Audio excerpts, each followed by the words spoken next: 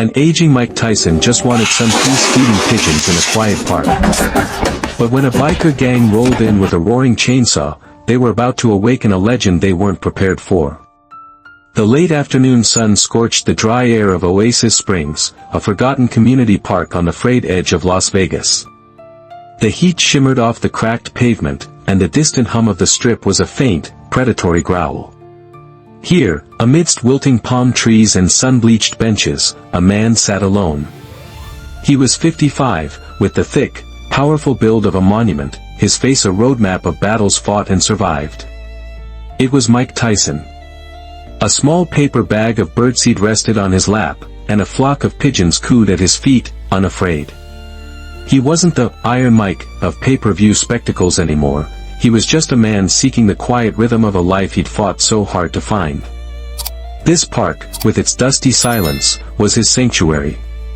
But sanctuary is a fragile thing. The peace was shattered not gradually, but instantly, by the guttural roar of 6 custom choppers. They ripped through the quiet like a serrated blade, their chrome glinting menacingly under the Nevada sun. They were the Vulture Crew, a pack of local predators known for preying on the weak, their reputation a toxic slick of extortion and violence. Leading them was a man who called himself Razor Cain. He was lean and wiry, with a shaved head covered in prison tattoos and eyes that held a cold, reptilian emptiness. A portable chainsaw was strapped to the side of his bike, a grotesque declaration of his authority. They skidded to a halt, kicking up clouds of dust and gravel, their engines idling with a throbbing menace. The few families in the park froze. A mother instinctively pulled her child close, her eyes wide with fear. A couple of teenagers playing basketball stopped their game, the ball falling silent. Everyone knew the Vulture Crew. Everyone knew to disappear. The park emptied in a wave of silent panic. But one man remained. Mike Tyson didn't flinch. He simply tossed another handful of seeds to the pigeons, his movements slow and deliberate, his presence an anchor of stillness in the rising tide of chaos. Razor Cain's cold eyes locked onto him. A cruel smirk twisted his lips. "Well, look what we got here," he sneered, his voice a gravelly rasp. "Some old-timer thinks he owns the place." The other bikers chuckled, a harsh, ugly sound. Tyson didn't look up. He remained focused on the birds, his silence a wall of defiance that infuriated Cain more than any insult could. The gang dismounted, their heavy boots crunching on the dry grass as they swaggered towards the lone figure on the bench. "Hey, Grandpa," Cain barked, stopping a few feet away. "You deaf or just stupid? This is our park now. Time to leave." Slowly, deliberately, Tyson raised his head. His gaze, steady and heavy with a lifetime of experience, met Cain's. "I heard you," Tyson said, his voice a low, rumbling bass. The air crackled. The tension was no longer a hum, it was a high-voltage current. "Then move," Cain commanded, taking another step forward, his hand resting on the handle of the chainsaw. Tyson looked at the pigeons, then back at Cain. "You're scaring the birds." Cain's smirk vanished, replaced by a mask of pure rage. The quiet dismissal, the utter lack of fear, it was a challenge he couldn't ignore. He saw an old man, a relic, not the most ferocious fighter of a generation. "Scaring the birds," he echoed, his voice dripping with venom. "You're worried about the birds. I'll show you something to be scared of, old man." With a single, fluid motion, he unstrapped the chainsaw. His thumb flicked the switch, and he yanked the starter cord. The engine sputtered, then roared to life with a deafening, mechanical scream that sent the pigeons scattering into the sky. The chain blurred into a silver circle of death, spitting oil and fury. The smell of gasoline and hot metal filled the air. The few remaining onlookers gasped in horror, fumbling for their phones but too terrified to get closer. This wasn't a fistfight, this was a prelude to a slaughter. "Last chance, Grandpa." Cain yelled over the din, brandishing the roaring saw. "Get out of my sight." Tyson didn't move. He simply rose to his feet. He wasn't just standing up, he was expanding, his shoulders squaring, his posture shifting from peaceful retiree to apex predator. The years seemed to melt away, revealing the coiled power that lay dormant beneath. That was all the answer Cain needed. With a guttural roar of his own, he lunged, swinging the chainsaw in a wide, horizontal arc aimed directly at Tyson's head. Time seemed to warp. For the bikers, it was a blur of motion. For Tyson, it was a familiar dance. He didn't retreat. He exploded forward. In a classic, lightning-fast bob and weave, his head ducked under the shrieking chain. The saw missed by a fraction of an inch, its teeth biting deep into the wooden backrest of the bench, sending a shower of splintered wood into the air. Before Cain could even register the miss, Tyson's body uncoiled. It wasn't a slap or a push. It was a punch, a short, brutal, perfectly placed right hook to the liver. The sound was a sickening, wet thud, like a sledgehammer hitting a side of beef. Whump. All the air rushed out of Cain's lungs in a choked gasp. His eyes bulged, the roaring chainsaw suddenly feeling like it weighed 1,000 pounds. The connection between his brain and his hands severed. As the saw faltered, Tyson's left hand shot out, not grabbing the blade, but clamping down on Cain's wrist with crushing force. His other hand seized the machine's frame. With a single, powerful twist that spoke of decades of training, he wrenched the chainsaw from Cain's grasp and flicked the kill switch. The roar died, replaced by an echoing, profound silence. Cain crumpled to his knees, clutching his side, his face a pale mask of agony and disbelief. He was suffocating, his body screaming in protest, his mind unable to process how he'd gone from hunter to prey in less than a second. Tyson stood over him, holding the silenced chainsaw, his expression unreadable. The Vulture crew stood frozen, their minds struggling to catch up with reality. Their leader, the fearsome Razor, Cain, was on his knees, gasping for air. The old man was holding his weapon. The world had turned upside down. One of them, a burly biker with a thick beard, finally broke the spell. What the hell? Get him, he roared, snapping his comrades out of their stupor. They charged as a pack, fueled by a mixture of shock and fury. The first one swung a heavy motorcycle chain, aiming to wrap it around Tyson's neck. Tyson didn't even look at the chain. He took one short, explosive step forward, closing the distance. His left shoulder dipped, and an uppercut, thrown with the force of a piston, connected perfectly with the biker's jaw. Crack. The sound was sharp and final. The biker's head snapped back, his eyes rolled white, and he was unconscious before he hit the ground. The chain clattered uselessly onto the grass. A second attacker, armed with a tire iron, swung wildly at Tyson's head. Tyson moved with an economy of motion that was terrifying to behold. He raised his left forearm, blocking the blow with a solid thud. The force of the impact sent a shockwave up the attacker's arm, making him cry out in pain. Before the man could recover, Tyson delivered a three-punch combination, a blindingly fast jab to the face, a crushing right cross to the ribs, and another jab that sent the man stumbling backward, blood pouring from his nose. He collapsed next to his unconscious friend. The remaining three hesitated, their pack mentality shattering against a wall of pure, efficient violence. This wasn't a brawl. This was a masterclass. He's not human, one of them stammered, his face pale. Tyson dropped the chainsaw to the grass. He didn't need it. He was the weapon. He took a step towards them, his feet planted, his hands held loosely at his sides. It wasn't a fighting stance, but it was more intimidating than any posture they had ever seen. Two of them, desperate now, charged simultaneously from either side. Tyson pivoted on his left foot, turning to face the man on his right. He ducked under a clumsy haymaker and drove a powerful body shot into the man's solar plexus. The biker folded like a cheap suit, all the fight draining out of him as he fell to the ground, wheezing. Without pausing, Tyson pivoted back to the left. The last attacker was coming at him, his face a mask of terror. Tyson met the charge with a simple, brutal maneuver. He stepped into the man's path and drove the heel of his palm straight into his chest.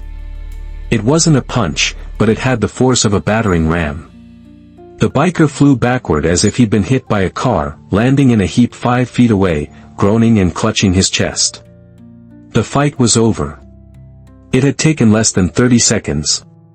Silence descended on the park once more, thick and heavy. 5 members of the Vulture crew were scattered across the grass like broken toys, groaning, bleeding, or completely still.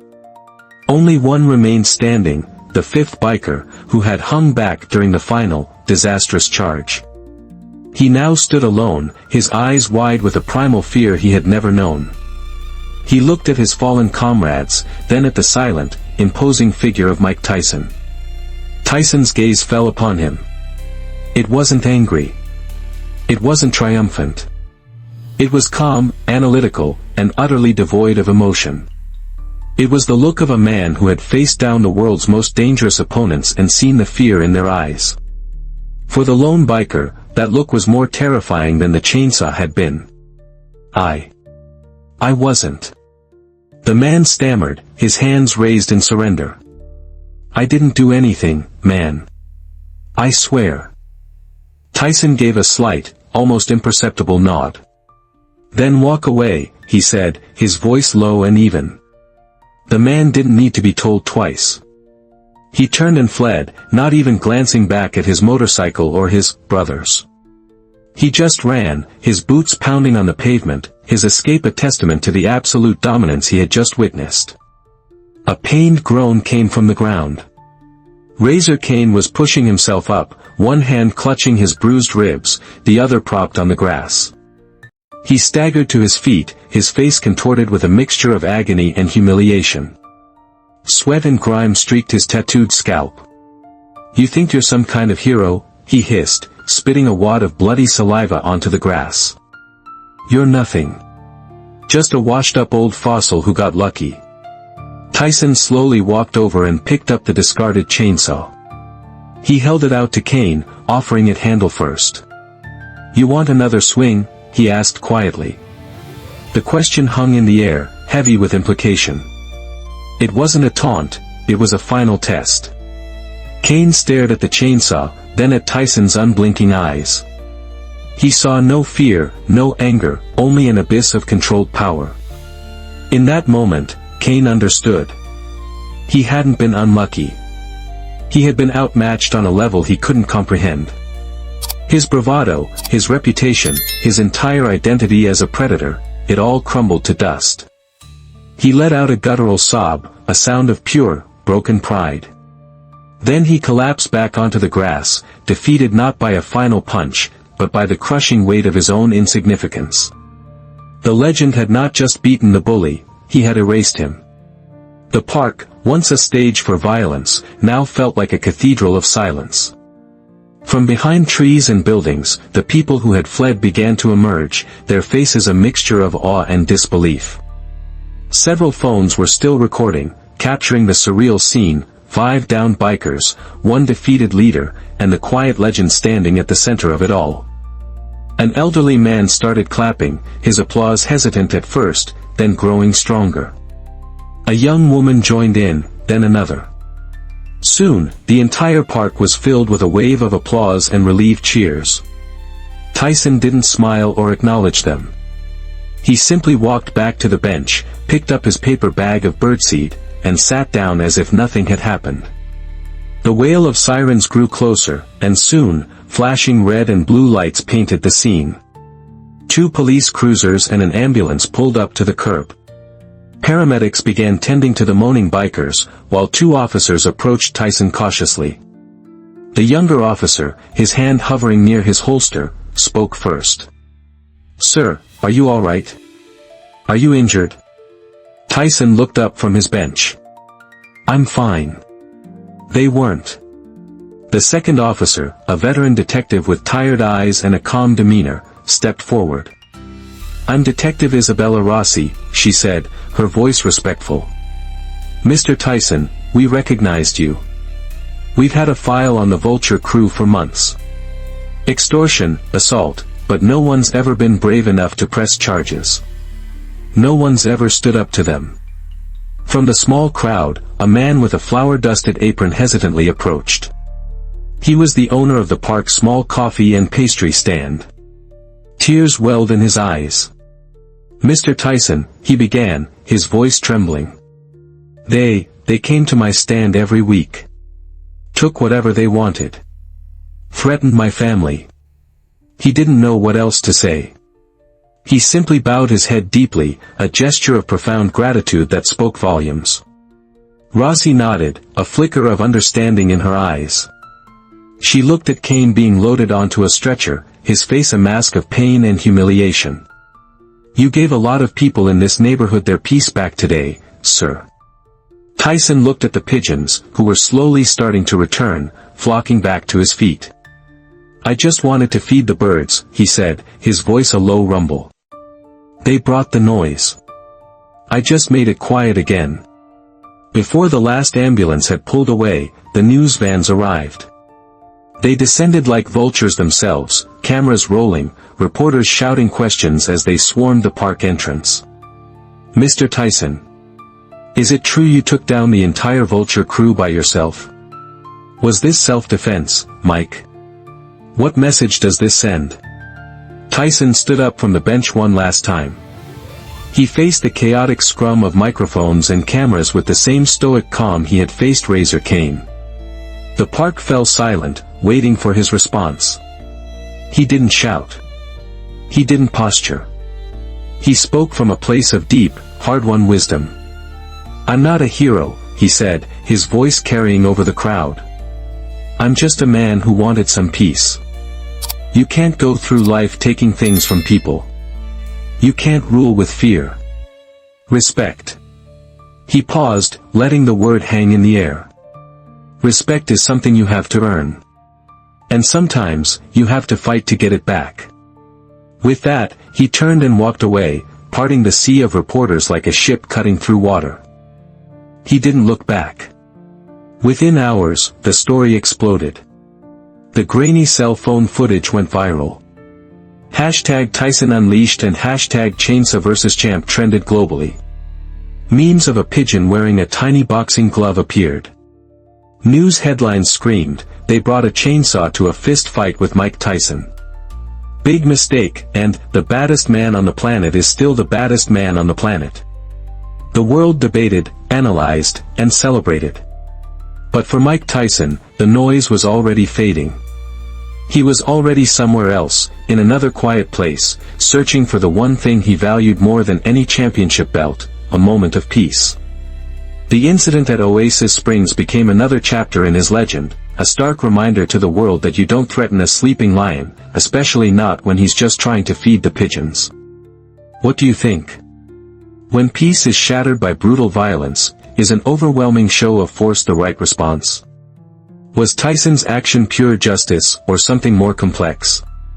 Share your thoughts in the comments below, and please, always comment with respect.